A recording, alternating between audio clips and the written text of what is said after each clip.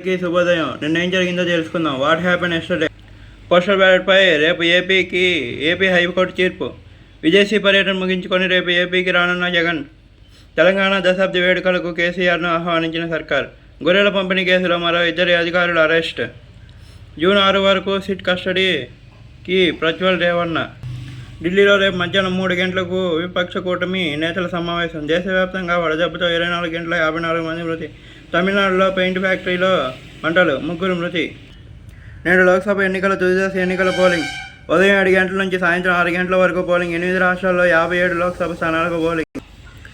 ఎన్నికల ఏజెంట్లకు alcohol test. 4 జరిగిన ఎన్నికల కౌంటింగ్ సందర్భంగా కౌంటింగ్ కేంద్రానికి వెళ్లే రాజకీయ పార్టీల ఏజెంట్లకు, ఎన్నికల అధికారులకు హెచ్చరిక. ఏపీలో ఈ నెల 3, 4, 5 తేదీల్లో మద్యం దుకాణాలు బంద్. నేడే తుదిదశ ఎన్నికలు కావడంతో ఈరోజు ఎగ్జిట్ పోల్ వచ్చే అవకాశం ఉంది. సాయంత్రం 6:30 తర్వాత అన్ని ఎగ్జిట్ పోల్స్ వచ్చే ఛాన్స్ ఉంది.